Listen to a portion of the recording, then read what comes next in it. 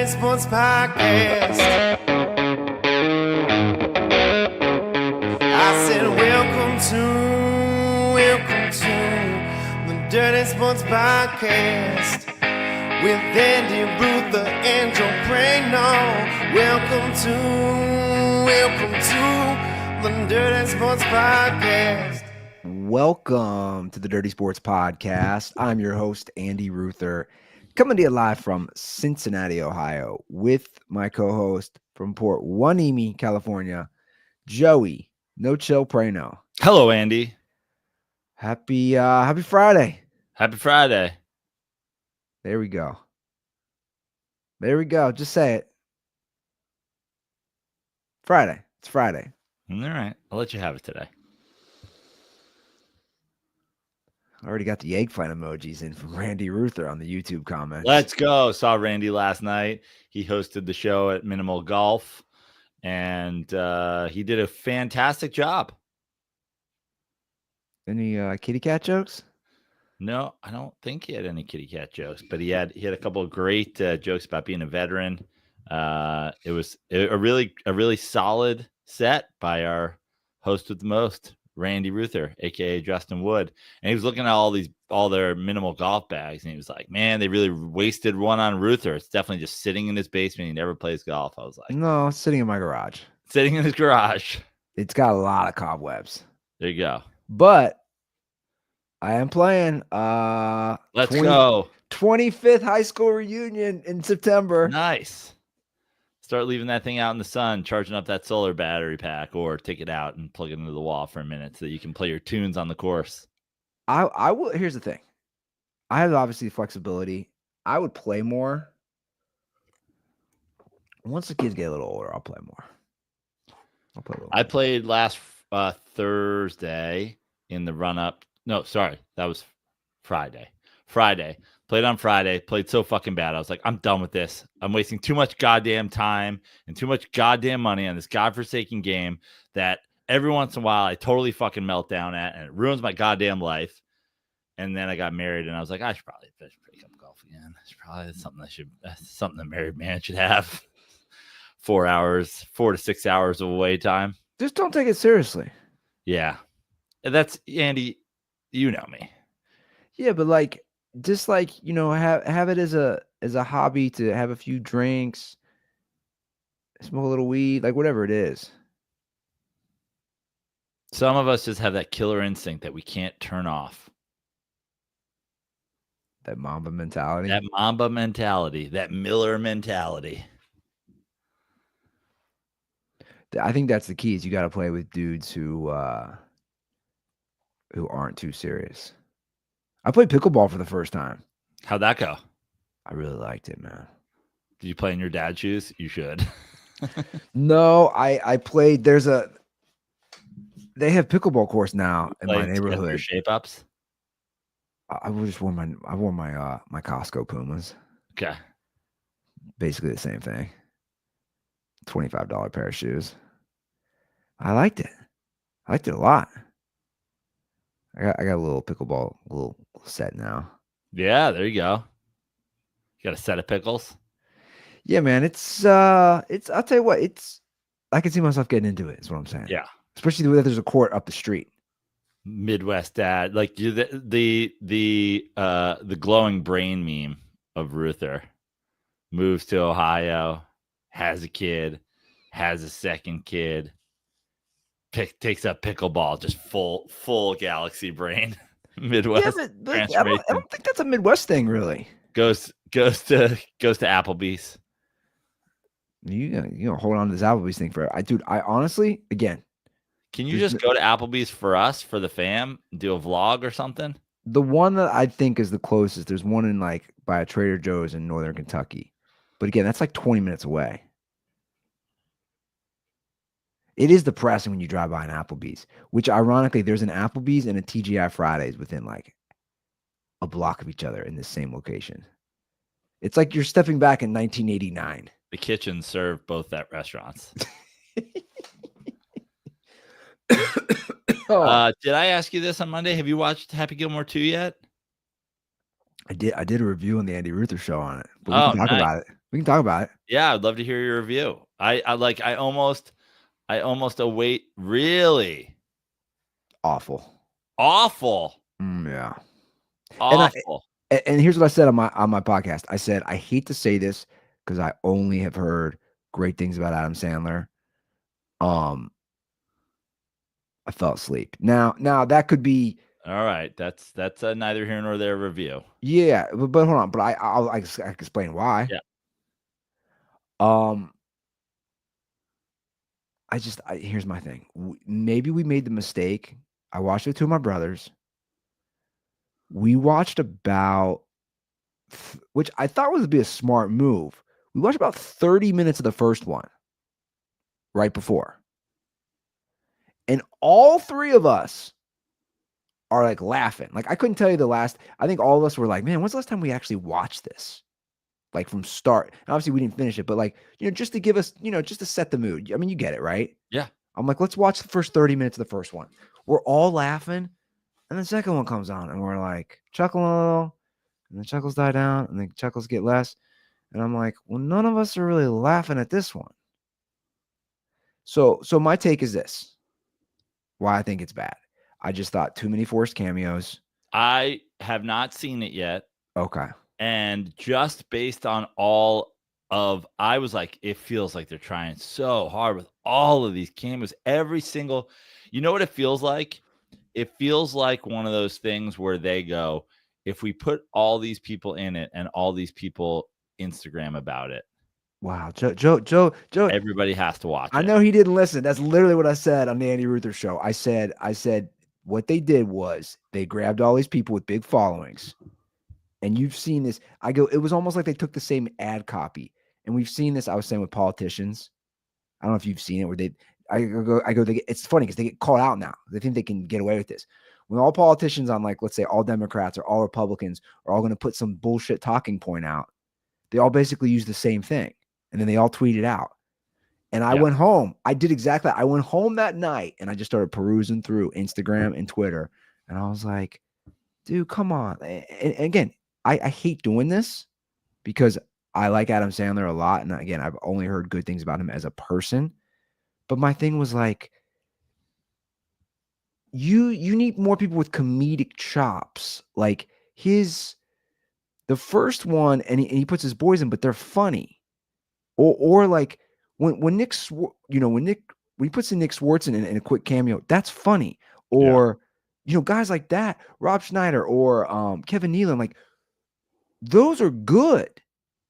But like Eminem feels out of place in that moment. And when you watch it, you'll be like, why is Eminem here? Why is Travis Kelce here? Bad Bunny. Bad Bunny is his caddy. Come on. Very big on going back to the first one's jokes.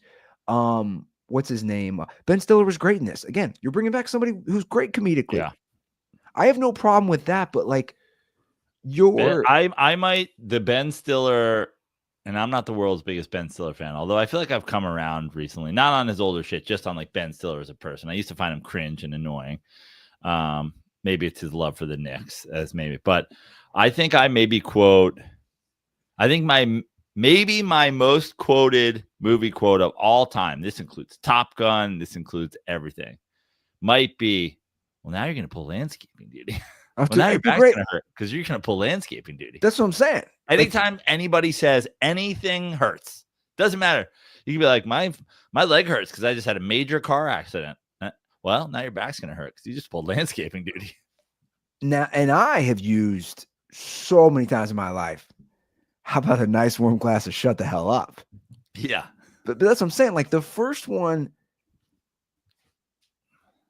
by the way, I didn't go in with big expectations for the record, guys. And this isn't me like trying to shit on Sandler. And I think you're going to agree with this. I don't think a comedy should be an hour and 50 minutes. First one was 90. If it's an hour, you could have a comedy that's an hour and 50 minutes and is a fucking heater. Way too many golfers in it with way too many lines. Like Scotty Scheffler, like a cameo is fine, but like you're again, my problem with the movie was that you have people who don't have comedic chops trying to be funny. And Hangover 1 hour 40 minutes. Okay. We're a rollicking good time, right? I agree. It's tough to do. John Daly has a huge role in this. I think John Daly is funny when he shows up at an Arkansas football tailgate impromptu and starts chugging beer. Right. John Daly on screen for an entire 2-hour movie, not my thing.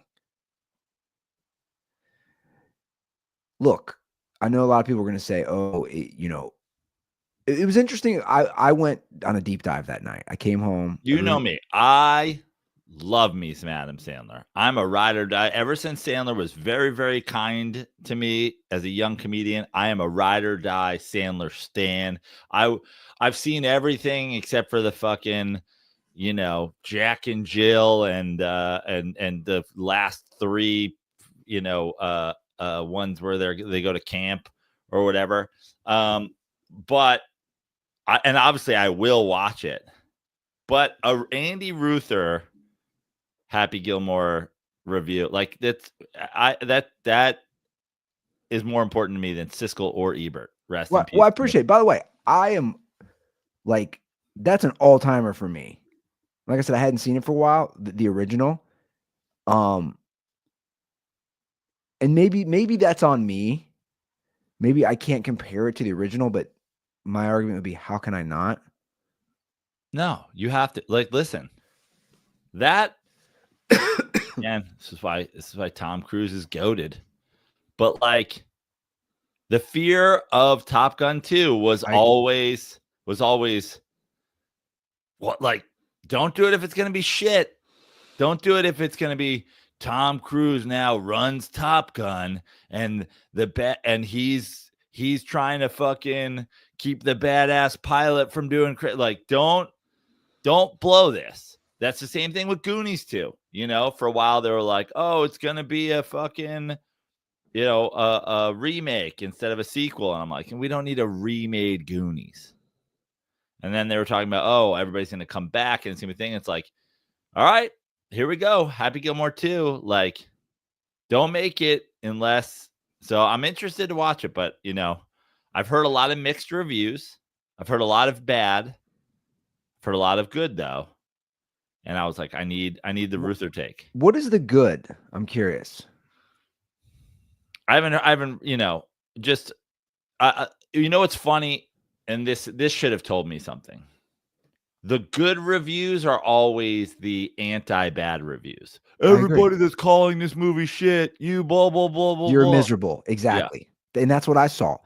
So here's solely how I base it. This is solely how I base my review. We went over to my brother's. We smoked a little pot. So again, guys, we're in the right mood. Smoke a little pot on his patio. Basement full of white dudes, real high. That's what I'm saying. It's nothing. We we're lubing ourselves up for this. Yeah, lubing themselves up. We put on the first one. You have sex with a hooker after they're done reliving the 90s. Yeah. We're laughing. We watched 30 minutes of the first one. My brother says, "Okay, let's put this on. Like we're ready. We're laughing. We put it on. Opening scene. You'll see in the first 3 minutes, my brother goes, "Wow, that's how it started." Like this threw us off a little. I'm not gonna give a spoiler, but right away you're gonna be like, "Okay, so this is where the plot line's going." And I'll just say this much. At one point, my brother paused it, and I said, "Dude, there's 50 more minutes," and we all literally sat there for a good minute, and we're like, "We finishing this?" That's not good when you have, and by the way, we don't all think alike. When you have three different opinions of people being like, which brothers weren't there? Mark and Brad weren't there. Got it. It was me, Greg, and Elliot. So it's like, so my point is, it's like we all question in our head, do we want to finish this or do we all want to go our separate ways and go to bed to our houses? And we finished it. I just, as someone again who is watching everybody else laugh in the room, and you and I know this as comedians, I was like, suddenly there's not many laughs. Yeah. And again, I'll give this spoiler. It's like Bad Bunny is his caddy who had just had a job, fired. A quick weird cameo of Travis Kelce firing Bad Bunny at the golf at the country club. So then Sandler hired. It was just, I'm like, guys, this doesn't track for me. Yeah. I don't know. Well, I haven't even read it yet, but I saw the thing. Justin, aka Randy Ruther, breaking news. He sent us a Micah Parsons tweet that looks like a goodbye Dallas tweet.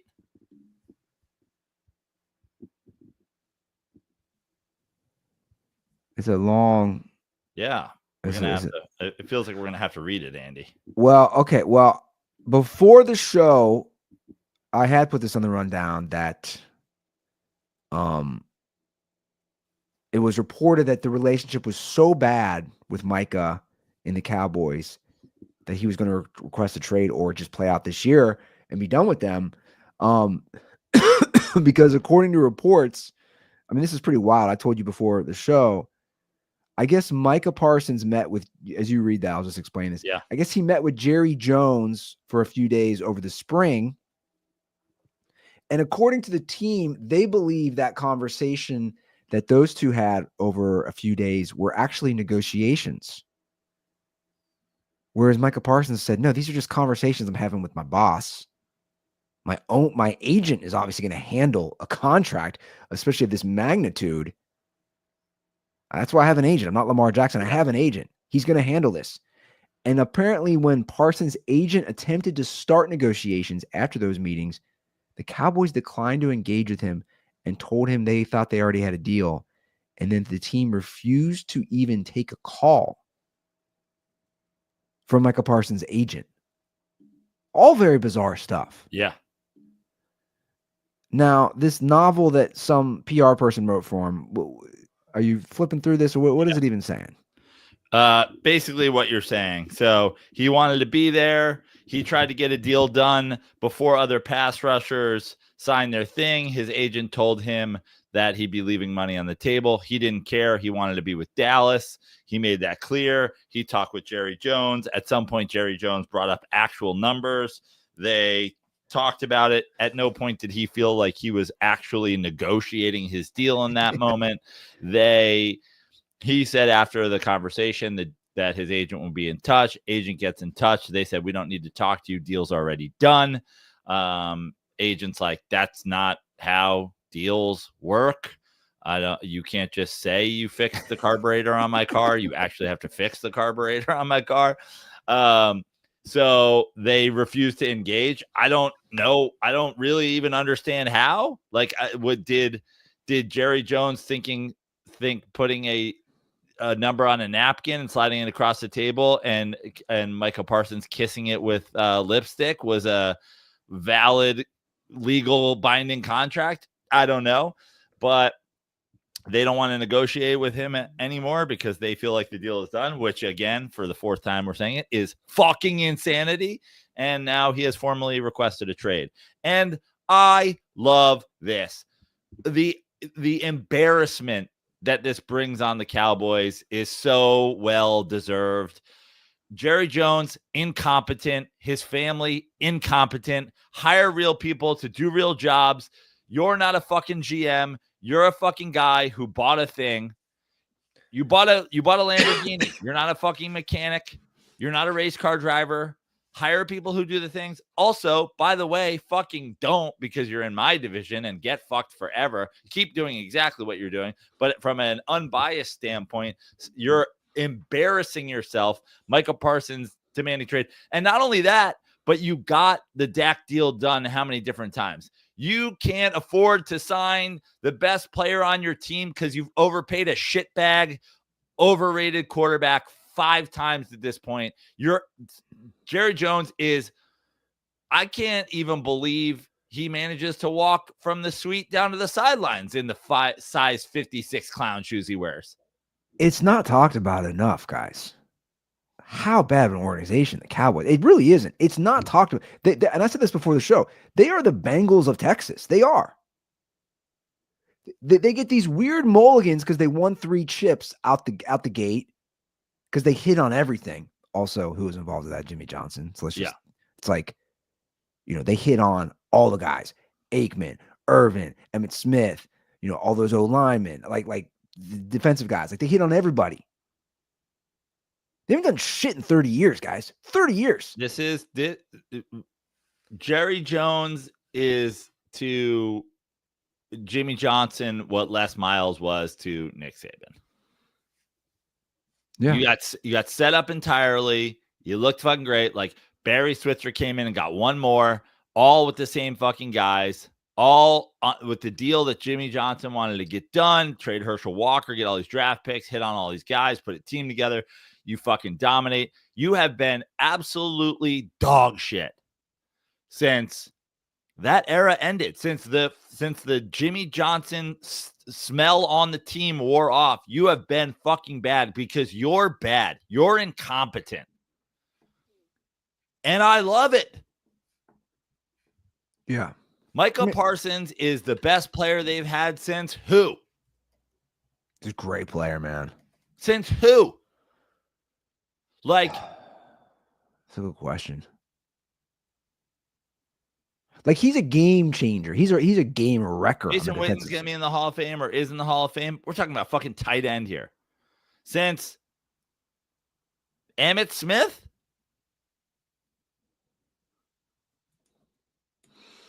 It's a good question.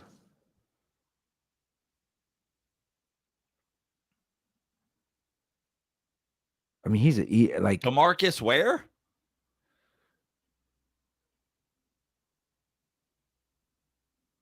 I don't know. I'd have to come back to that, but regardless. No one on the team in the last fucking 10 years, that's for sure. Yeah, that is for sure. And it's a slap in the face to a guy who is really the only reason you're relevant. Dak Prescott is Black Kirk Cousins.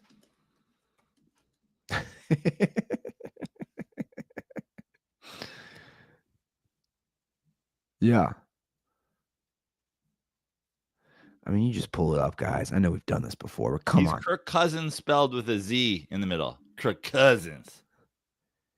It's like I just went to their team website. It's the nepotism. Again, they're the Bengals of Texas. You go to their team executives, owner, president, general manager, Jerry Jones. He's 82. Chief operating officer and co-owner, Stephen Jones. Chief brand officer and co-owner, Charlotte Jones. Chief sales and marketing officer and co-owner, Jerry Jones Jr.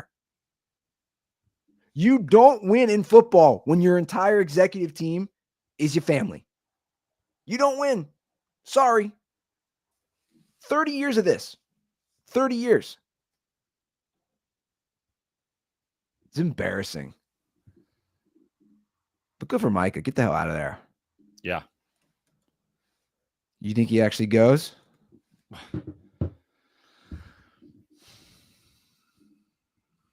Are they that? I mean, I know they're dumb. Are they that dumb? What are the Cowboys right now? What is this version of the Cowboys without Micah Parsons? I mean, he entered the league. He's played 4 years. I think he's a 3-time All-Pro. First 2 years, first team All-Pro. Third year, second team All-Pro. Runner-up defensive player of the year his second year, rookie of the year. I mean, again, he's a game wrecker.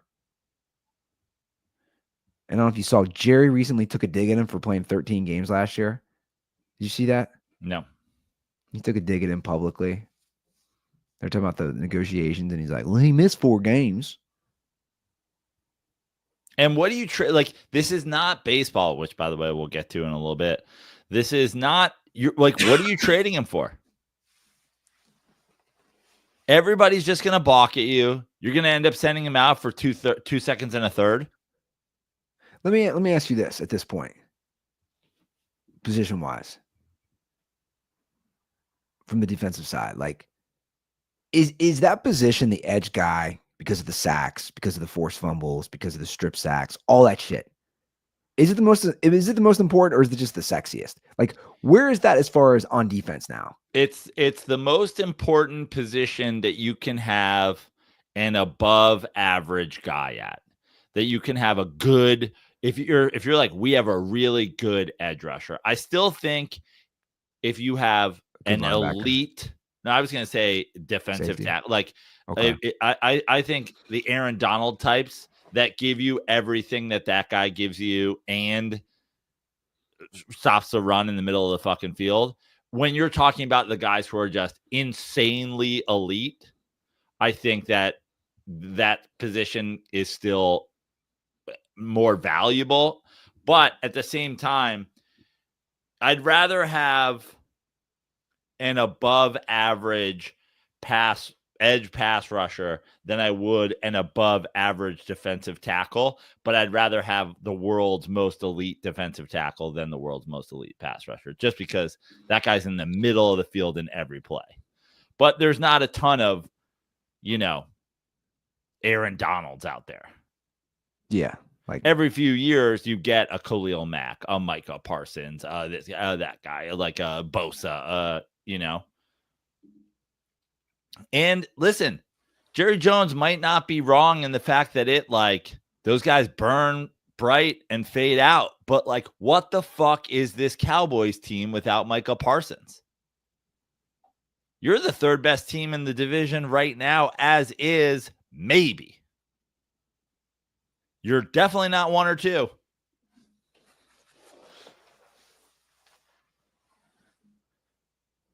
Yeah. And you want to talk about them being the Texas's Bengals or the NFC's Bengals. I imagine if you hop on Reddit right now, they're spinning this like it's a good thing. Oh, the bootlicking for one of the worst owners in professional sports. Yeah. Just always a fucking shit show, always a nightmare, always a fucking headline. Everything you don't want in ownership, the Cowboys have.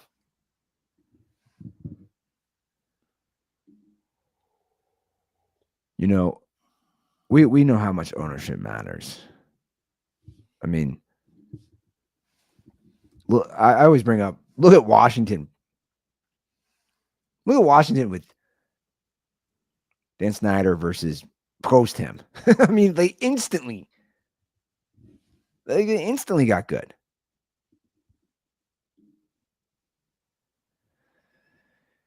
Yeah, this is terrible. We'll see how it plays out, but he's a clown. The whole organization. Again, it's all your kids. You're not bringing any outsiders. I mean, the truth is, it's like Sandler casting his boy, his girl, his wife. That was another thing, real quick. I was like, do you gotta cast them all? I know nepotism is a thing, but we're gonna cast all of them. Yeah, dude, they're the third best team. You said it, third best team in the division, and you paid Dak. It's insane. And you salivate over these wide receivers time and time again. Wide receivers aren't winning you the Super Bowl, dude.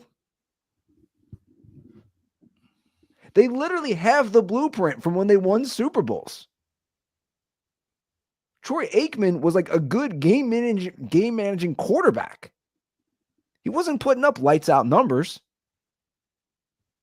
but they had a great all-around team.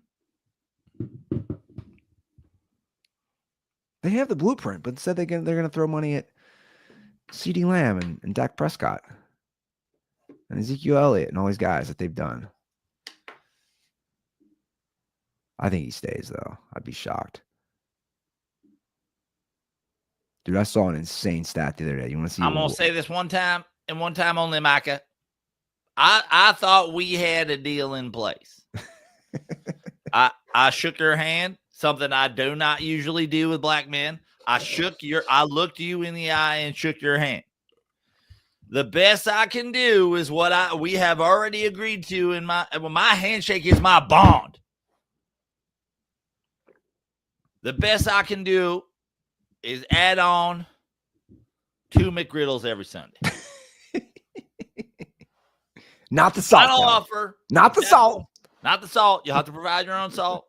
Some people find them salty enough. I don't. Because I have no ability to taste, as you can see by everything that I've ever done in my life. I have no taste whatsoever. 2 extra McGriddles every Sunday. I'm including the bye week in there. A final offer, or you get your black ass out of my office. Dude, just give it up, man. You're 82. Just give it up. Dude, the Bengals owner turns 90 next week. 90.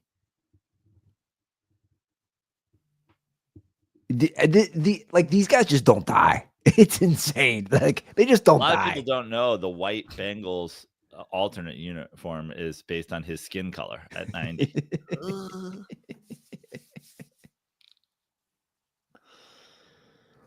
Oh man. Dude, I saw an insane stat the other day I want to share with the show. So Bleacher Report tweeted out, what's the craziest sports stat you've ever heard? Here's one, which is fitting because he was just inducted to the Hall of Fame. Chargers put this out on their socials. Antonio Gates is the first player in NFL history to make it to the Hall of Fame without playing a single down of college football. That's amazing. Not a single down. Basketball, right? I love that, like when we had the whole like basketball, NBA, NFL argument. They're just like, remember when Antonio Gates played like mid-level college basketball and then was just like, should I just be the best tight end ever? And they were like, but you've never played. And he's like, how hard could it be? And then he did. I mean, it's insane. It really is. He played at Kent State. That was Adam Sandler's plan with casting his whole movie. He's like, I know you've never done this before, but you want to be the star of my movie?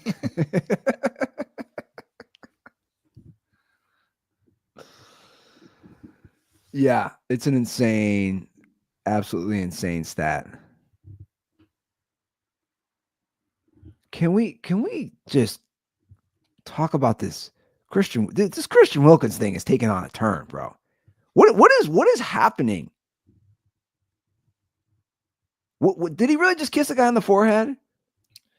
What does that have to do with you sent me this whole other thing, a guy being like, oh, you know, what you're going through.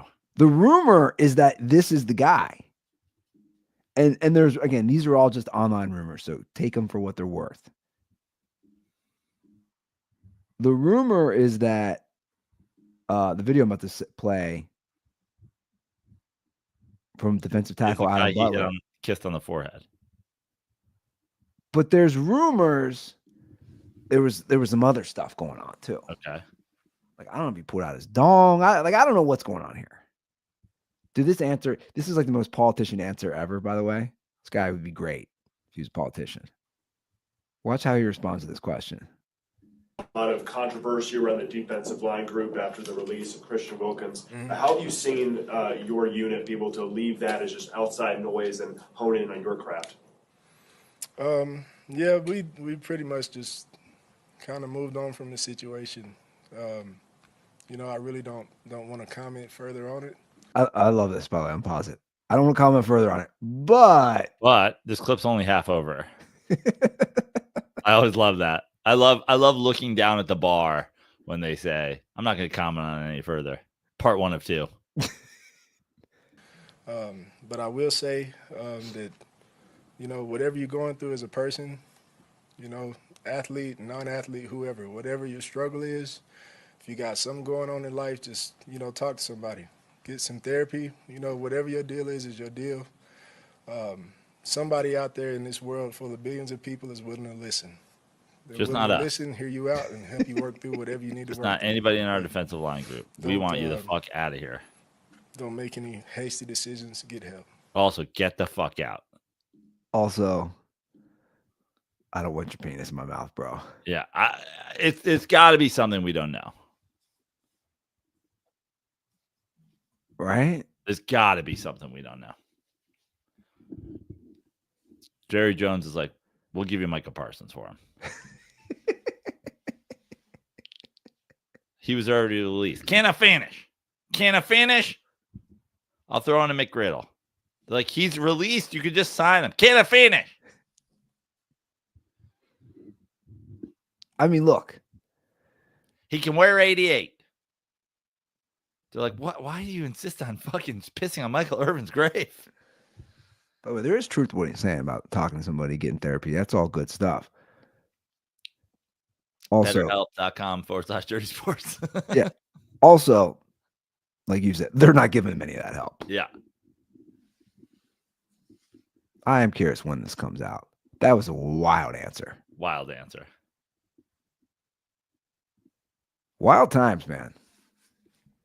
The world's insane. I was saying that yesterday. I did the spot at Minimal Golf Club last night, and I was like, when you're in it, when you're deep in it, when you're deep in the social media zeitgeist, and when people are sending you the things and whatever, everything feels very normal because this shit's happening every day.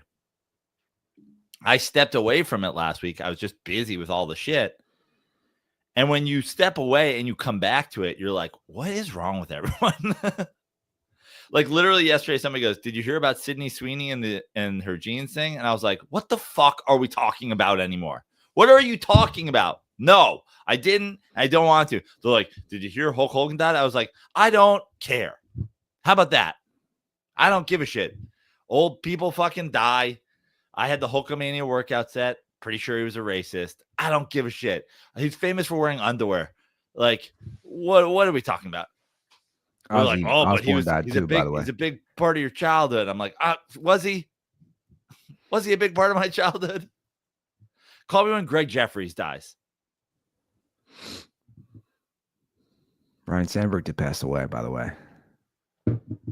Part of our childhood. Yeah. Like he was the face of the Cubs for us growing up. Yeah. Won the home run derby with 3 homers. That true? Yeah, I think so. Or 2. Some crazy shit like that. I didn't know until I was like 25 that his name was Ryan, not Ryan. Yeah. True story. That's how they called him Rhino. True story. One day I was like, it's Ryan, not Ryan? Well, my theory always, I just think everybody loses their mind because that's how good we have it. We don't have real problems, so we create real problems. That's the Andy Ruther take. It's a hot take considering the state of the world right now. Well, no, I think my point is like you talked about like the Sydney Sweeney thing, and that's like what I was saying this week. I'm like, if you're upset at a jeans ad, then you don't have real problems. Like if you're that upset. If you're upset at a jeans ad, I don't even know where would I see a jeans ad? That's my other thing. Her Instagram account. Yeah. I didn't know American Eagle was a company still. I didn't either. Until yesterday. I didn't until this week. Fun fact, I've never owned a single item from American Eagle. They were popular when I was in high school. They were popular when I was in high school, and I thought it was whack as shit. And I was like, I've never owned a single item from American Eagle. That was back in my Hitler days, my Nazi days, according to the angry mob. Also, I've always been an anti-patriot, so I'm not going to get fucking American Eagle.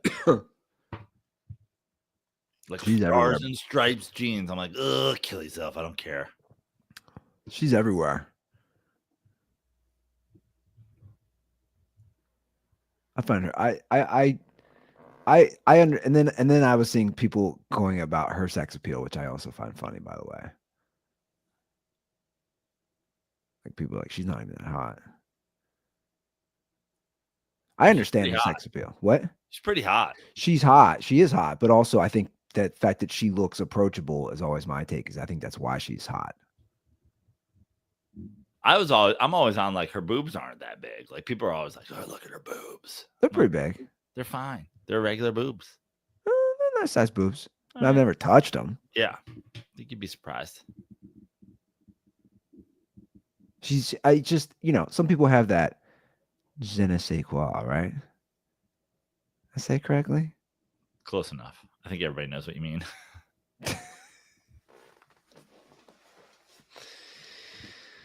Christian Wilkins, doesn't have that. He's just a toe tickler. We had a preseason game last night. I mean, it's around the corner, Prano. It's crazy. Why don't we hop into a couple calls? Middle of the show. Let's do it. We're talking about the world. We're talking about everything. We are the world. We are the cheering. We are the dirt balls. The ones who want to make a call at 859-832-0478. Terrible. It doesn't jingle. This first one I like. I like this. I'll see if you can agree if you're dealing with this, because I'm dealing with this here in Cincinnati. I've always dealt with this. Hey boys, John and Deerwood. John and Deerwood. I don't know where Deerwood is, but appreciate it, John. Question. What is with every single old guy, like old, at the gym, in the locker room, just parading around naked? Every gym I go to, all the old guys do it. I've been going to the gym for, various gyms for 20 years. This happens at every gym. Is this an age thing? Is it a generational thing? Most younger guys, middle-aged guys, put a towel around themselves when they walk around. Every old guy, no. Have you noticed this yourselves? If you have, what is your theory? Where is this coming from? Stay dirty. It isn't. It's funny that you leave that call, John. Appreciate it. Because I recently joined a new gym a few months ago, and minus this like last week where I got that cold. I'm going pretty consistently. A lot of old dick in there. And it's a nicer one versus my old like this one, I'm not saying it's not a state of the art, but like where they provide towels and they what I'm saying? Like, Yeah. So it's a little nicer. So everybody's showering. Yes. And I noticed exactly that. Not that I haven't noticed it before, but I'm like, why do the old guys, when they get out of the shower and they shave or they put on the lotion or whatever, they're always buck naked? And the dudes our age are just walking around in towels. Well, the question was, is it a generational thing or is it an age thing? And Yes. I got to think at this point it's an age thing, because the guys who are in the gym at 75 now, I've been going to the gym for 30 years. And it was the old guys then. I mean, we're two generations from, like, that was World War I vets with their old balls out. Now it's fucking like Vietnam vets with their old balls out. Like, I think you just got to reach an age at some point where you're like, I don't give a fuck anymore. Here's my dick. It is bizarre though. You just reach an age where you're like, Do you see my white dick with the dark black ball wrinkles? That's my inspiration for our new white alternate helmets. It looks like my nutsack upside down in the gym. yeah, it's a bunch of Bengals and Cowboys owners walking around in there. I need me a McGriddle. It's weird. It is weird though. It's got to be an age thing. You just got to stop caring at some point and you just go, here's my dick. But it's not that difficult to put a towel on. Oh, but it's not easy. It's more difficult than not putting a towel on. I can tell you that, Andy Ruther. Dude, we had a guy I know. Having an old ball is cool. You can call me Miles Davis.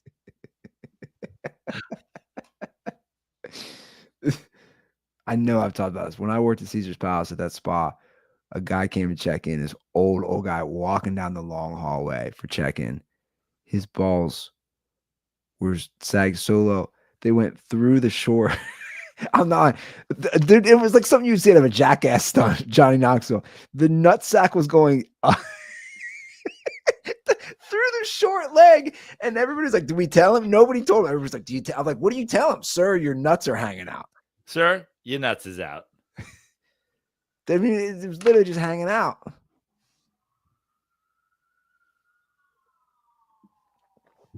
So, like, when does that hit? 70? 75? I don't know.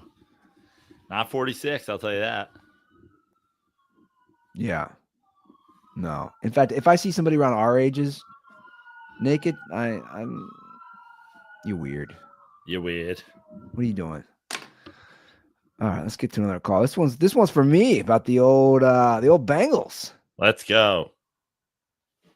Hey, Joe and Andy, this is Nick D'Alessandro calling from Ann Arbor, Michigan. In light of the recent Bengals contract issue. But by the way, it's still insane that we have two Nick D'Alessandros from Michigan. Not only that, but it's insane that we have a Nick D'Alessandro, our former, video editor, and then we have this Nick D'Alessandro, who is a steroid-ridden demon from another world.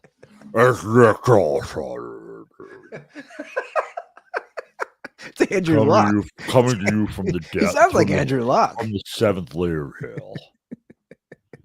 He got a little Andrew Luck going on there. A little Andrew Luck. I think I'm gonna retire.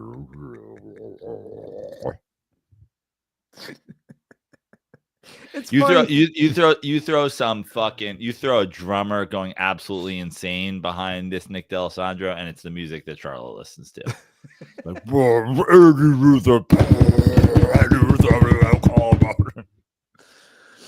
oh man. Andy, I went down the ownership wormhole again recently, and as someone who grew up in Cincinnati at the time, I just wanted to kind of get your opinion on the Bengals stadium deal and how that went through in the 90s and 2000s. Do you think this betting house guy was in bed with Mike Brown, and there was like kind of quid pro quo, like we'll hire you if you push this deal through? What did you think about this poor tune guy suing the Bengals after, saying, hey, you took our tax money, but then the team isn't very good? As someone who was living there at the time, I just kind of wanted to get your opinion on it. Obviously, you're not a huge fan of the ownership. I'm kind of with you on that one. But yeah, I just kind of wanted to get the root of all that. And thanks so much. And can I get a hootie? All right, thanks. Yeah. And obviously, I don't live there anymore because I live in the Hades. Well, it's been said. I know it's been said that first stadium deal was arguably the worst stadium deal in the history of cities and stadium deals. Why?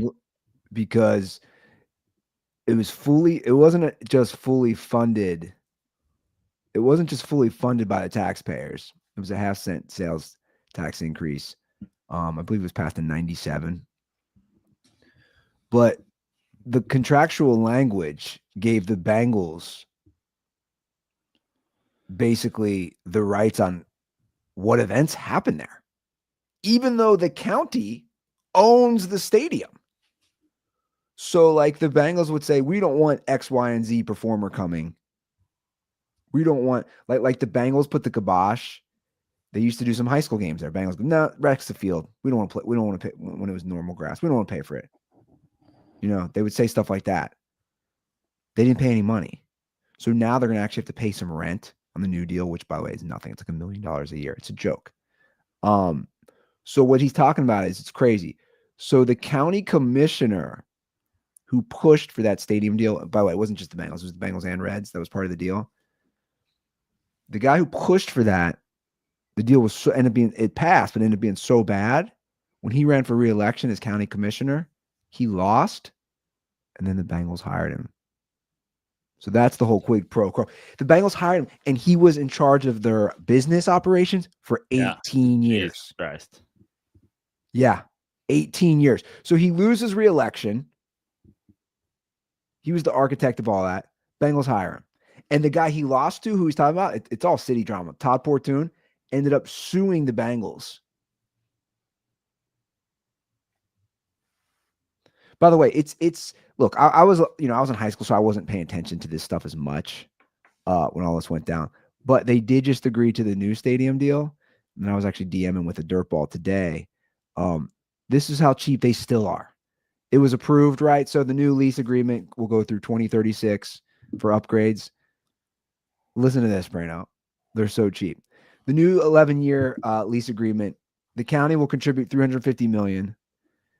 The Bengals will contribute $120 million. Of the $120 million, $60 million. So half of that is a loan from the NFL that probably has like 0 interest rate that they're going to pay back. So they're contributing $60 million basically with some low interest rate loan from the NFL. It's insane. Now you see where the anger comes from. Yeah. You guys live in Cincinnati and you got to deal with that shit. Like, Not guys me anymore. I've gone to a darker place. Those guys might wonder why the last time I called, I didn't sound like this. That was prior to me eating the other Nick D'Alessandro's soul. I also ate his bones. I ground him up and made him into patties. It was like I was dining at Don's. The two Nicks. You guys need a podcast. Yeah. Nikki D and Nikki D. Yeah. The Nikki D's. It should be the Nikki D's go to Mickey D's. Presented by Mickey D's. Yeah. Something tells me the Nick that just called, he doesn't seem like the type of guy who's waking up at 3 a.m. to eat cheese sticks. Or just cheese. He wakes up and eats children. Okay. What else we got going on here? Oh yeah. This is the most dirty sports original story ever. This is like old school dirty sports. A green dildo was thrown out in the middle of a WNBA game. Let's go. No, Did you see this? No. This I told is you I've been out of the mix, Andy. I'm you're missing coming to some you gems. for everything. This is some gems. Look at this. We'll put up a picture first, then we'll play the video. You can't make this up. A giant green dildo was thrown out at the What's GSV? Golden State? You got me? I know what ATL is. They're in the Golden State Valkyries. That's an interesting team name. Are they a San Francisco team as well? The Golden State Valkyries in the Atlanta don't really care, but all I know is I see a green dildo on the court. Yeah. Had to literally stop the game. And here's the play-by-play, which was amazing, by the way. Activity, yeah, and no one's picked the object up yet. You guys, oh my gosh, okay. Let's go back on that. Oh my gosh, okay. With activity, yeah, and no one's picked the object up yet. You guys, oh my gosh, okay. Okay. Inappropriate. Get him out of here, whoever it is. So who tossed the dildo? Doris Burke. She's like, kiss my dick. You think one of those girls was like, hey, man, has it been used? No, I think this is a Is this our guy from Buffalo? I think it's a modern day Andy Ruther. There's some guy there's like, let's go to the WNBA game and throw a dick. This is like Andy Ruther 10 years ago? Yeah. Let's go throw a bright green dick.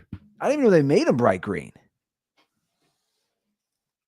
It's amazing, but just like in the world we live in today, like social media and like at dildo thrower on TikTok is about to be like a thing. It's like, hey, what's up? I'm the guy who fucking threw a dildo on a thing. I've gotten fired from my job for being the dildo tosser, and I've started a GoFundMe. If you love dicks or throwing dicks and you hate lesbians in the WNBA, I'd love $40,000. That'd be great. I'm just trying to pay for my family to eat.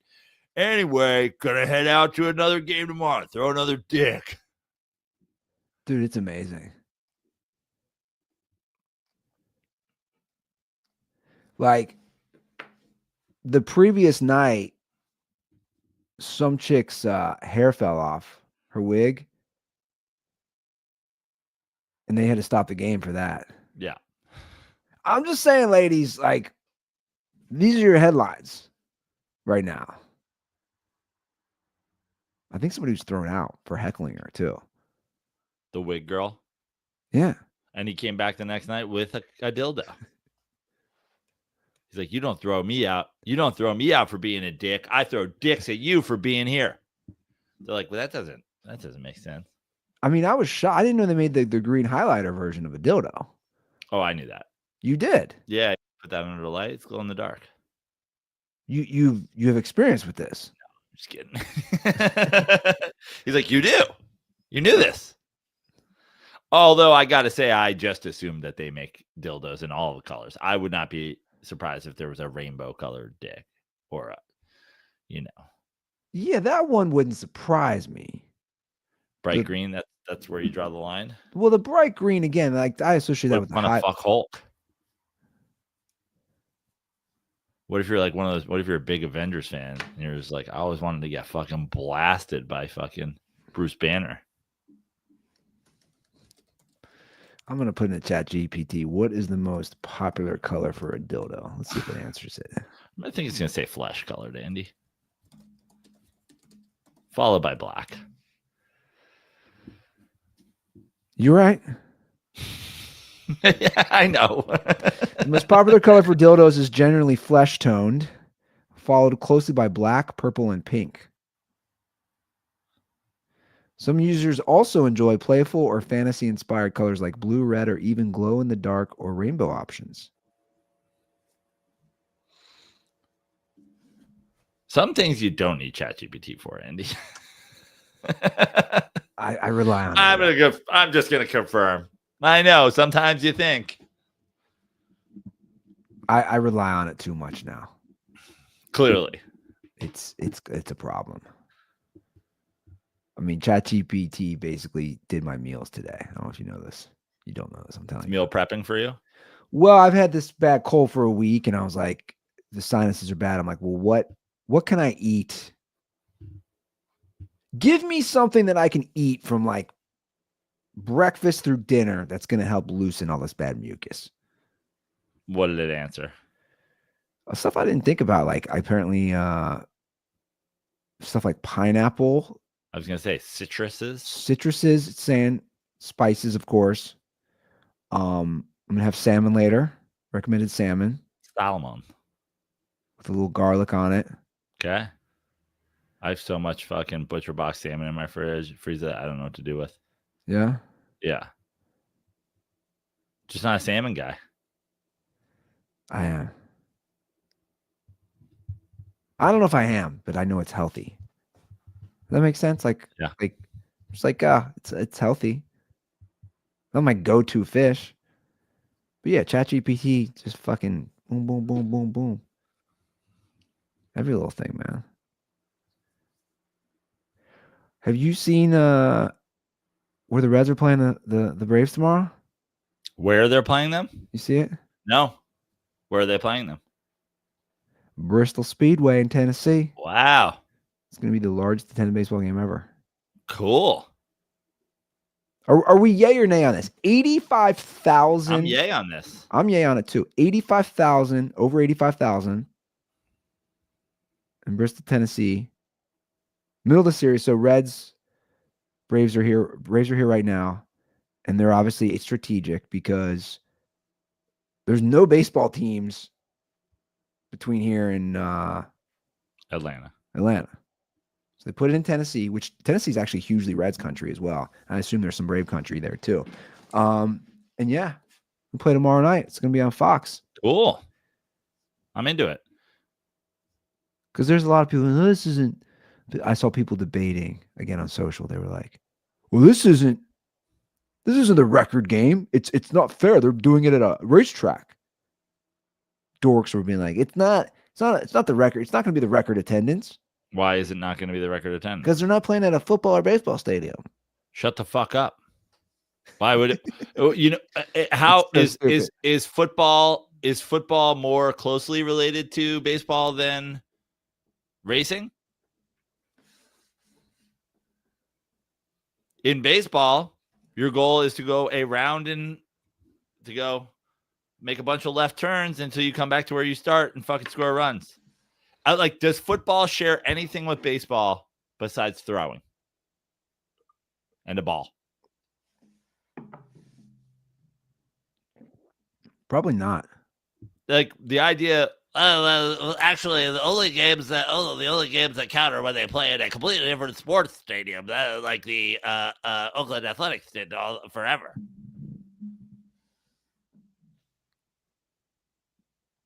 How about you just kill yourself?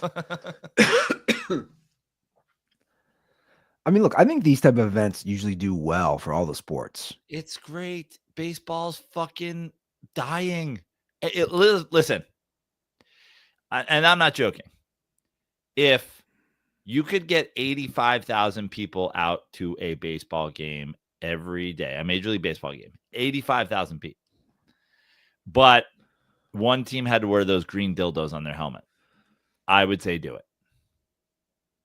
Just make people watch baseball any way you can, especially people in Tennessee that splits the difference between Braves and Reds country. Get them into one of those fucking teams. Yeah. I agree. I think it's great.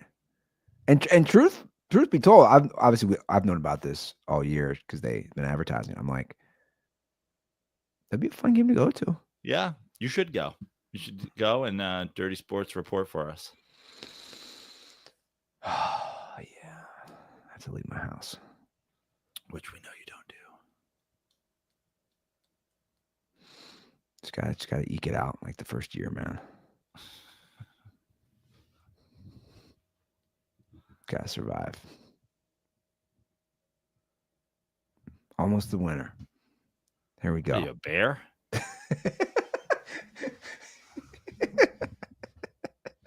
No, that was the caller. The sweet taste of sleep. So talk to me about these baseball trades, Prano. Who's making the big moves? I'll tell you who's making the big moves. Your Mets? This guy's team. I mean, best bullpen in baseball in over the course of 24 hours, picking up huge veteran lockdown arms, a fucking underhander, Tyler Rogers from San Francisco, who's the advanced stats on him, not even the advanced stats, just like the like walks per 9 innings. I think he had more home runs last season that he gave up than he walked guys. I think he gave up 7 bombs last year and walked 6 guys. He puts the ball in fucking play. He's been lights out for the Giants. And then we get Helsley from the Cardinals. There's over 100. He's going to be a setup man for Edwin Diaz. It's going to be fucking legit. They already got Soto last week from the Orioles. Then they go in to get Cedric Mullins to play center field, which I'm not like the world's biggest Cedric Mullins fan or anything like that. But the Mets were a round away from the World Series last year and trotted out Tyrone Taylor and Jeff McNeil in center field this year. So we have a proper center fielder, a proper switch hitting center fielder who will hit at the bottom of our lineup. Jeff McNeil can now just play second base every day. So Luis Angel Acuna is probably being sent down to the minors with his last option down there. And we bring in heavy bullpen help and a legit center fielder. Like, let's fucking go. Next stop, October. So did they make the most moves? Who's making the most moves? I would say they made the most meaningful moves. Padres make a crazy move and go out and get Miller, the reliever from Oakland, which, I think there's a lot of Padres fans and their bullpen's been exceptional as of late, who are like, did we need to do this? And I'm like, listen, baseball, in my opinion, and this goes for all of you baseball fans out there who get fired up about your prospects going on, like, I don't know, I think we gave up too much. You never fucking, like, 82% of prospects or something like that never make it to the big leagues. It's like, if your team is in win now mode, win fucking now. Don't worry. Yeah. Listen, my problem with the Mets, and we got a call about this earlier in the season, My problem with the Mets trading Pete Crow Armstrong for Javi Baez was I don't think that the Mets were winning that year no matter what. So that was a wasted trade for me. But like in a year where you have a legit shot to win, giving up a Pete Crow Armstrong to get a guy who's going to help you win right now is worth it. I'm saying that Pete Crow Armstrong might win the MVP this year. And maybe some guys were just traded at this trade deadline who will maybe one day win an MVP. And sure, don't trade an MVP, potential future MVP, or not that Pete Crow Armstrong ever looked like that when he was on the Mets farm system, but don't trade a potential future MVP to leap from 3 games out of the wild card into the playoffs. But if you're talking about a Mets team or a Padres team or a whoever it may be that has a legit chance to win, go and get your guys. I was shocked that more teams didn't make moves. Listen, I went to the Padres game the other day with a Padres fan. He's like, I don't know, giving up guys for Miller. I'm just like, just go for it, dude. He's the best closer in baseball. You're going to be happy. I promise. You're not going to be thinking about your fucking your farm system in October. You might be thinking about them in February, but October comes before February. Suarez goes back to the Mariners. Yeah, that was a nice move. Listen, the Padres made some moves. Padres have swept the Mets down there. Padres made some moves. Mets made some moves. I think everybody's chasing the Dodgers in the NL. I like it. Correa back to the Astros. That was a wild one.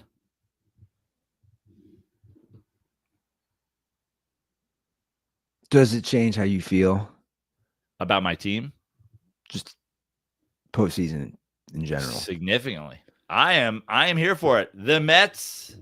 I'm not wearing it right now because it's annoying. But the Mets and Joe Prano will get this ring in the same year. It's been a long way for both of us, guys. This is the year, 2025, the year of the ring. This is annoying, isn't it? It's annoying. But I already had fucking ring anxiety. Like I didn't want to do it in the first place, but I'll get used to it. I'm sure. Just don't lose it.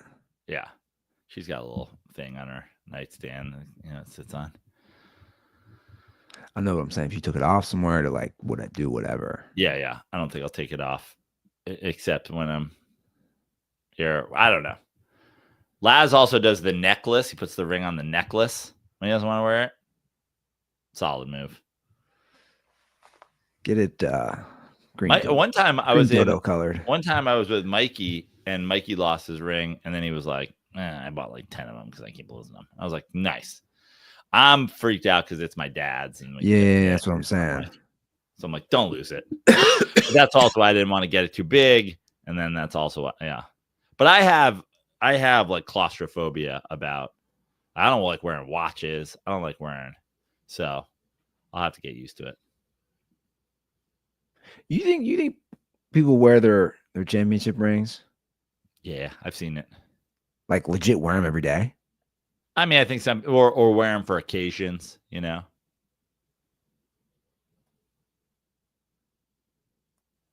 The new ones are so big and insane. You can't wear them every day. That's what I'm saying. Yeah. Where do guys show up? Just sports events for that? Yeah, or like black tie events or like whatever, and they're just like, don't forget I fucking won. I wonder where you'd put that on like the scale of just like the big dick energy. Well, it's funny because it's still jewelry, right? I did the show last night at Minimal, and I was like, it's weird because every time I look at a gold ring on my hand, and I'm like, am I gay? And then I was like, wait, this is because I married a woman, so this is weird. This signifies that I married a woman, but it also makes me feel really gay. That's what I'm saying. Like the sports ring, it's also it's a boss move. I don't know what the comparison is, and like for the non-sports person. I gotta say, I've never been a big WWE, WWF guy. The belt? But the belt and boxing, belt is so much cooler than the ring. You're like, nah. And it's insane because it doesn't hold up your pants. It's not an actual belt. Yeah. It's just a waist ring. It is a waist ring. Yeah. It's an attention grabber. You think they buried homeboy with his Hogan with his ring or with his belt? Yeah.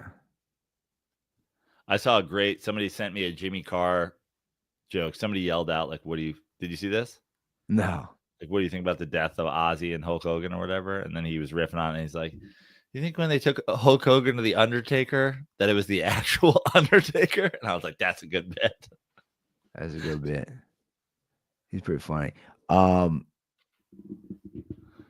Yeah. I mean, what a weird week, dude. It was Hulk Hogan, Theo Huxtable, and Ozzy Osbourne. Those three? Theo Huxtable got Farrah Fawcetted, huh?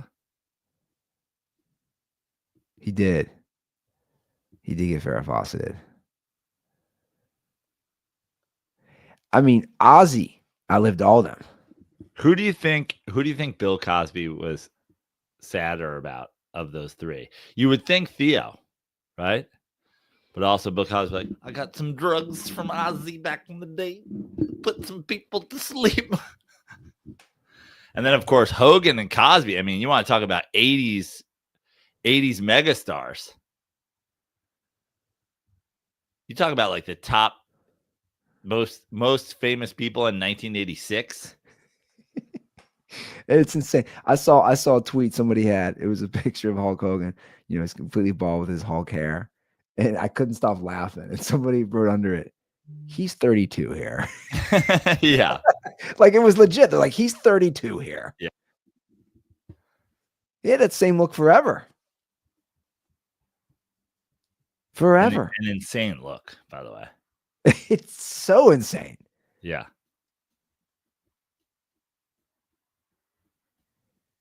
To just pull that off for so long. Did you know the bald blonde mullet? That's wild. He's like nothing in the front, party in the back. He's like Ulta mullet. It's insane. It's absolutely insane. And we talked about it, I think, about the Vince McMahon. Remember, brother, just because you're totally bald at 24 doesn't mean you can't be the champion of the world. I mean, nobody touches him, right? We talked about this already. Yeah. The Babe Ruth, the Michael Jordan, the Tiger Woods of. He is. But I was talking about it with somebody the other day. Actually, I talked about it on Jay's podcast yesterday. We had, by the way, our boy, Michael Rappaport, on the show yesterday. Oh, interesting. Yeah. So we're talking about it. For me, it felt very right place, right time. Like I know Hogan had that charisma, but it feels like if Hogan didn't exist, it feels like somebody else could have had that role.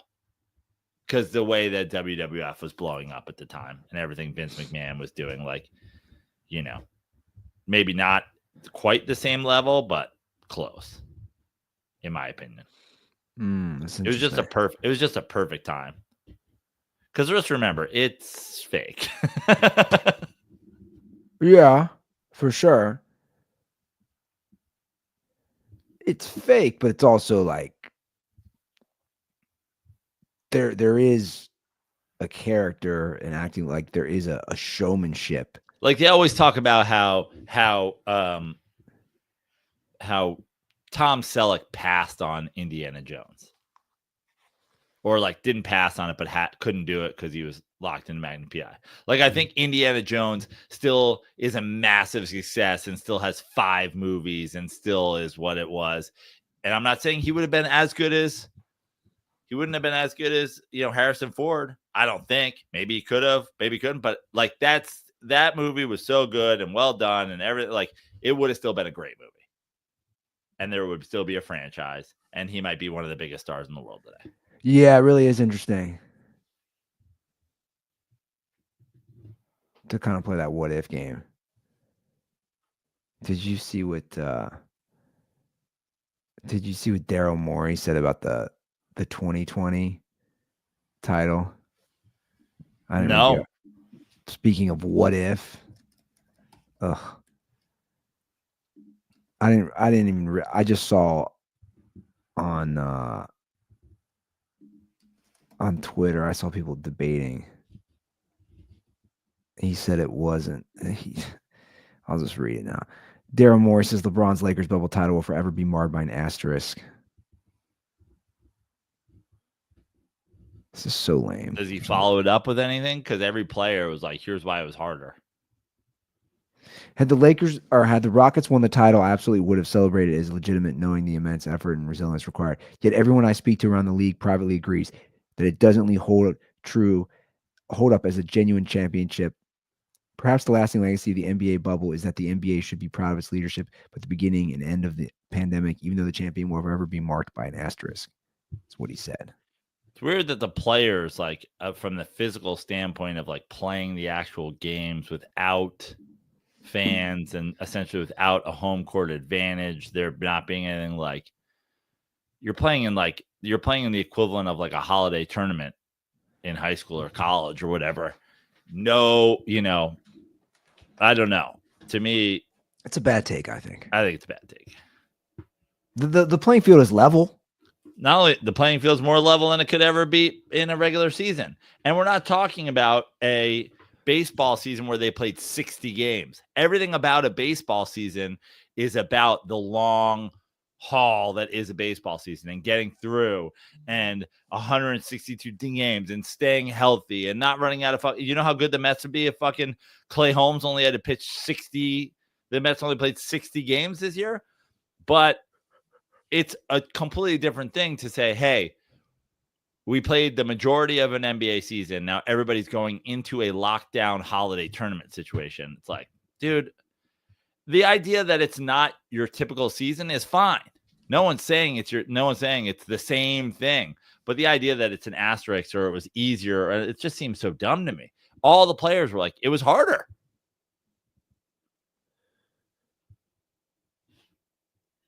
And also, like the Lakers would have been the number 1 seed, so they would have had home court advantage. Now they obviously still would have had to travel on the road, but it's like everybody's got to deal with the same conditions. That's my take. I think it's a shitty take. It's a shitty take. They got to play. They all have the same thing. I just don't even know why you bring it up because you've never won a title, dude. You haven't seen this. I can't wait to play this. This video of Jokic getting in tears over his horse winning some race. So funny. I have seen it. Oh, you have seen it? Yeah. And then the comparison to him not caring at all about winning a championship. Oh, that's nuts. Watch this. U drugom trčanju I osvaja ovo. Da li su to I suze? The harness racing too. Nikola Jokića jesu. Trebalo je da jesu. Da, Nikola Jokić je zaplakao. Kakva je emotivna scena. Evo nam je Nikola Jokića koji Look at him. Hugging the horse. Hugs the horse. He's bigger than the horse. Zagrljaju sa krv. It's so insane. Da će biti jedna Is he trolling? Look, he's looking.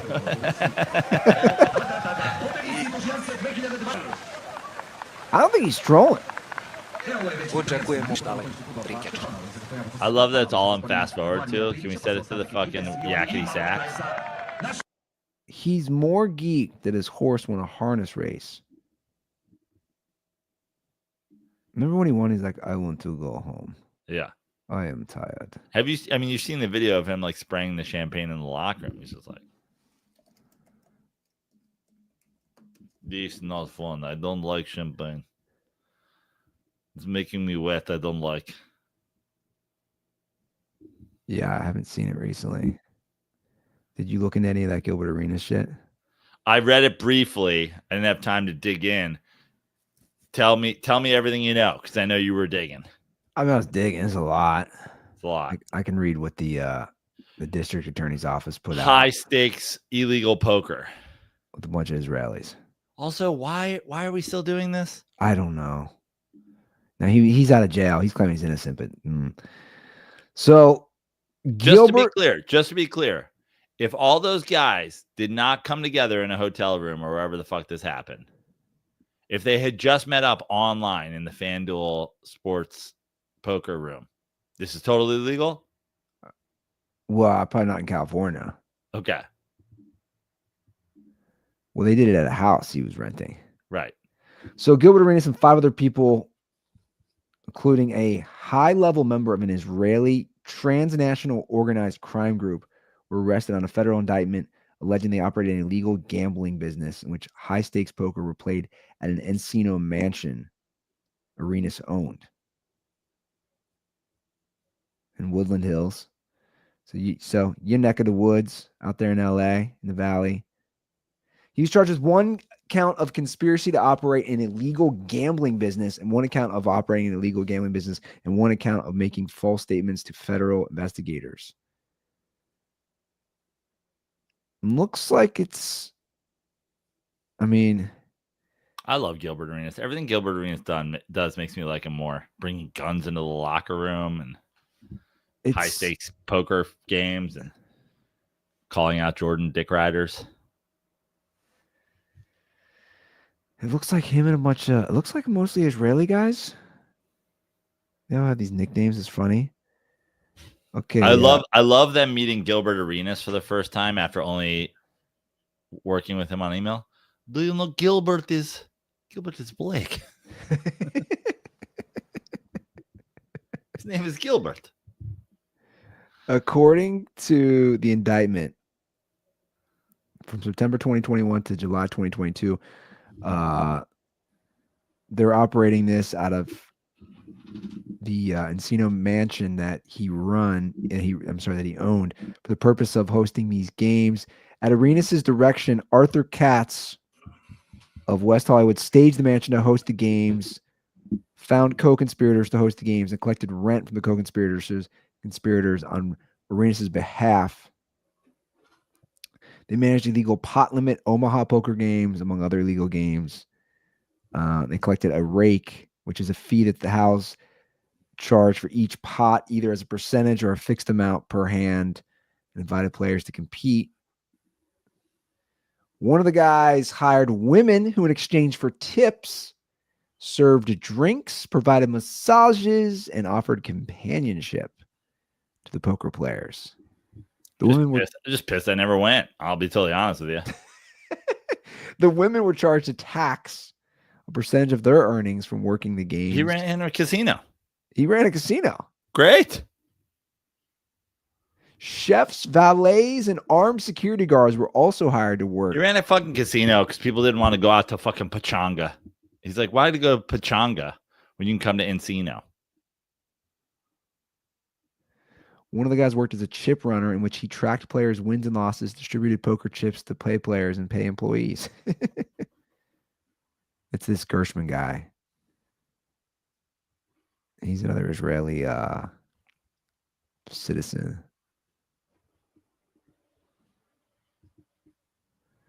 So some of these guys are here illegally, it seems. We got all this in play. Gilbert's claiming he's innocent. I love the idea of making a movie out of this and just calling it Encino Mansion. And it's just Gilbert Arenas looks like a fucking caveman. The Israeli guy he does it with, he's like, no, wheezing the rake. I mean, it's some pretty serious charges. Yeah. He's playing it off. I've watched some videos of him, but he's also insane. Yeah. Just on the outside looking in, this doesn't seem like they just made all this shit up. No. He's acting like, I just don't know. Seems like he had a casino, which I love. He's like, I didn't know this was going on. Bullshit. Yeah, I didn't know this was going on. All right, that's a hot take. What's going on with these former players? Then Marcus Morris, he was just arrested for stealing $265,000 from Las Vegas casinos. He was trying to buy back into the Encino Mansion. And we just had him on when we showed the Shaq highlight. Dude, too busy worrying about the Mamba mentality. You're not worried about the law here, bro. He got so caught up in the Mamba mentality. He was like, I'm going to rob a casino. How did he steal $255,000 from a casino? So allegations that he stole over $250,000 from 2 prominent casinos. According to court documents, the NBA player allegedly got. Explain this to me. I didn't really understand this. He allegedly got $115,000 from the MGM Grand Hotel and Casino via bad checks in May 2024. Okay. And he never paid it back when the checks bounced. Okay. Oh, so he's writing bad checks? Yeah. Oh, there it is. A month later, he did the same similar scam to the Win. $150,000 in bad checks. Yeah, so he's arrested.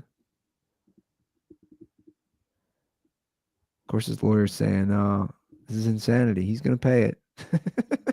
All right. Well, they should have paid it.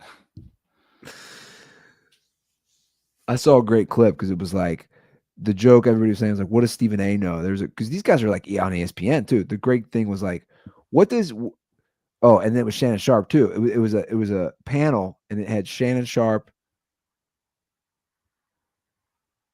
Gilbert Arenas, Marcus Morris, and Stephen A.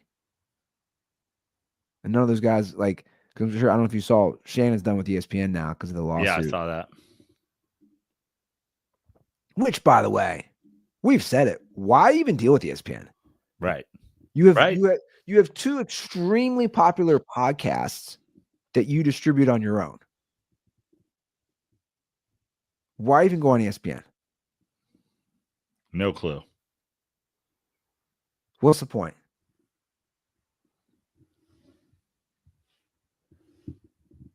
He settled. That case seems. He settled? He settled. I think a lot of these guys don't want, because then everything would be out. Coming out. Yeah. The discovery process. But there's a lot of people. I was looking at The Athletic, a lot of comments. A lot of people don't like Shannon. Yeah. I've kind of always liked him. I've always liked him. I liked everybody who hates Skip Bayless. Come on, Skip. Come on, Skip. Come on. I didn't even eat this morning. This is not the time to be messing with me. Somebody give me a carrot and a handful of oats. Come on, man. You gonna talk to me like this? You ain't even gonna feed me a sugar cube? Come on, Skip. Well, I got I talked about this last week on the episode you dipped. This is they finally have more news on it. This was like they didn't have much on it. So the show, we can wrap it up with this. It happened, and I said this is not good. I was worried about this, and whatever. This is it's going to ruin the NFL network. The NFL and ESPN have reached a blockbuster agreement that will place many of the league's top media holdings with the sports network in exchange for equity. Wow, that's not a conflict of interest. Yeah. Worth billions. ESPN and the NFL Network have both, and the NFL have declined comment. ESPN is expected to have access to Red Zone, NFL Network, 7 more regular season games, the NFL's fantasy football business, as well as potential to integrate special features, including betting and potentially more assets. So wait a second. So the NFL, let's just go over this. The NFL now is going to have equity, an ownership stake in ESPN, which covers the NFL. Yeah. Where's the journal? Like it's like a state-run media. Yeah. Right? Wouldn't that be the equivalent? Yeah. It's like the Chinese state-run media. So there's going to be, what ESPN will basically never do any stories critiquing the NFL in like a serious sense. And they never have because of the huge deal anyway. And True. Everybody calls them out for it. But now they're just like, we're done hiding it. Wow.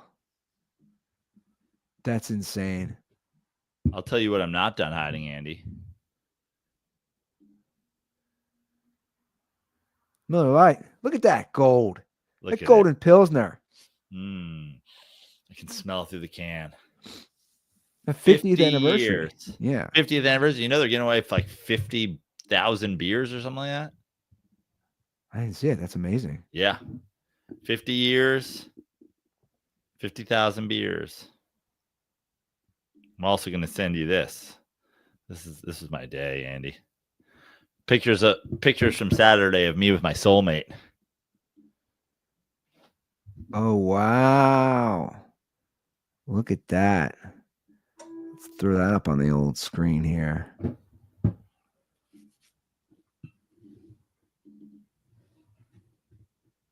There she is. There's my girl. Love of my life. Drinking that Miller Lite. Look at that. They had Joe's Miller Lite on the draft board. Amazing. Amazing. What a way to celebrate. What a way to celebrate. Vowing to never leave my soulmate. I'll be with you forever, baby girl. I don't care how big you get. 24 ounces, 30 ounces, pitcher sized. Like Joe said, 50 years. It was 1975, before both of us were even born. 50 years. Miller Lite, great taste, 96 calories. Go to MillerLite.com/dirty sports to find delivery options near you. Or you can pick up some Miller Lite pretty much anywhere they sell beer. Cheers to 50 years of Miller time. Celebrate responsibly. Miller Brewing Company, Milwaukee, Wisconsin. 96 calories and 3.2 carbs per 12 ounces. Be the happiest you've ever been in that photo. Yeah, right? Look at that. Real quick, back to this story real quick. Yeah. So let me get this straight. Not just the journalistic angle. Again, the betting. So the NFL is going to own equity at ESPN, which also has a gambling. I mean, what? Yes. The gambling thing is insane. ESPN Bet is going to be setting spread lines, and the Correct. NFL is going to have ownership in that? Correct.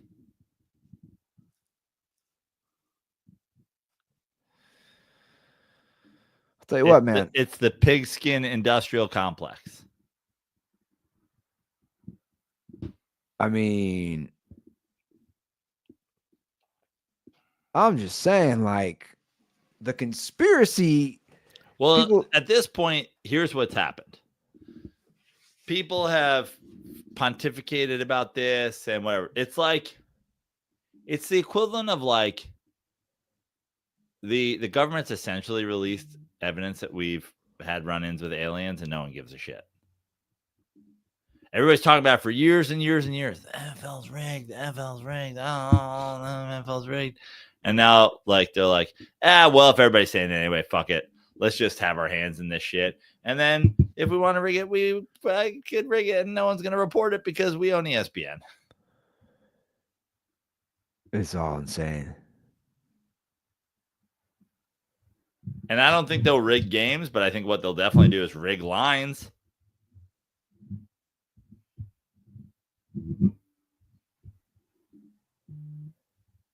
By the way, I got some of the quotes from, because Michael, before we get out of here, Michael Parsons, that was a Charles Dickens sized novel that he put out. Yeah. Here's some like 5 of the quotes Adam Schefter tweeted. I no longer want to be here. Yeah. I no longer want to be held close. Well, I no longer want to be held to closed door negotiations without my agent present. Yeah, no shit. Like, this is insane from the Cowboys standpoint. I no longer want shots taken at me for getting injured. Oh, I talked about that while laying on the line for the organization, our fans, and my teammates. I made a tough decision. I no longer want to play for the Dallas Cowboys. My trade request has been submitted to Stephen Jones personally. Yikes. Where would you like to see him end up? A team that is good. I know that's just a vague answer. It's where I can see him showcased in primetime. Chargers. I knew you were going to say the Chargers. You're all in. You're all in, baby. I'm not all in. I'm not all in. Break out that sweatshirt. It's upstairs, baby. Probably has baby vomit on it. I'm not all in. I've been all in on them so many times, and they just let me down.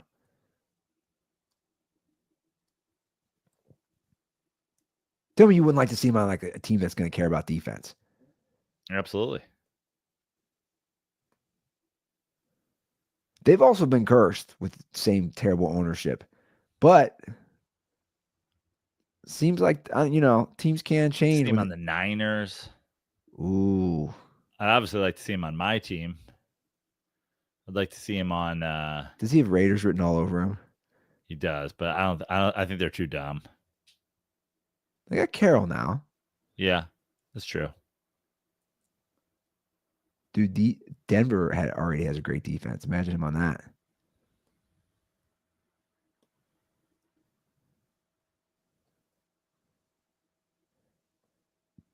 The Browns. I see him on the Rams. My other team. Ooh, nice to see him in a Rams jersey. It'd be cool if they traded him to the Bengals and the Bengals didn't sign him either. No, man, these fucking idiot fans. Billionaire bootlickers. It's pathetic.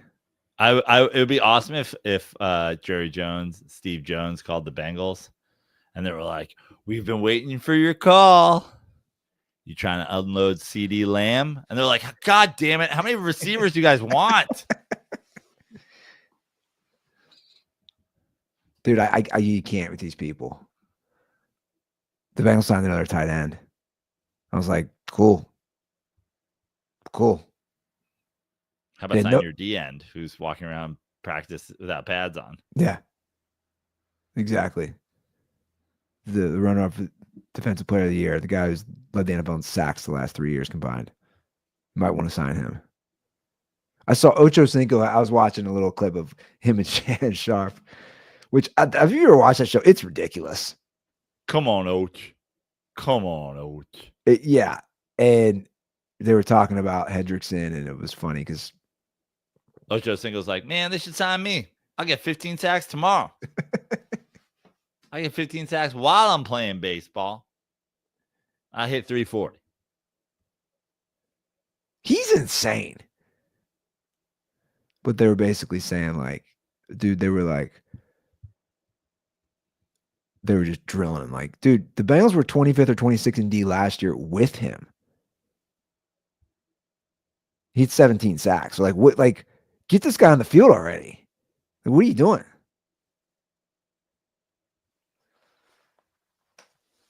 I still can't believe Ocho said that he used to be a gigolo. But, like, when?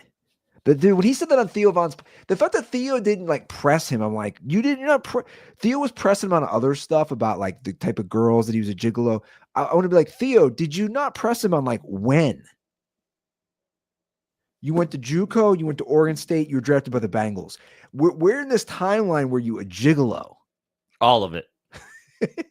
All of it. We only played on Saturdays and Sundays. All right, let's get out of here. Let's do it. 859-832-0478. I've never been so excited for a weekend. Give us a call so we got some stuff to talk on Monday. Boy, I'm so tired. I can't wait to just kick back, drink some Miller Lights, rejuvenate, recharge, refresh. I've canceled my shows for the weekend, not going up to SLO this weekend. We'll push those to next weekend. So Don't Tell Comedy Central Coast next weekend. And then also, this is a good one. We're going to be doing the first class comedy at the Airliner Bar August 13th. That's a Wednesday. Sick, new, upstairs, Japanese speakeasy. It's a former, like, great historic music venue. Tom York, Radiohead fame, DJ'd there back in the day. They just got a big LA Magazine write-up about how they're turning it into a music venue again, karaoke venue, comedy venue. So come check out the first ever first class comedy at Airliner Bar. It's going to be awesome. Cool. All right, guys, that's the show. Thanks for listening. Thanks for watching. We'll see you on Monday. Have a great weekend. And as always, stay dirty.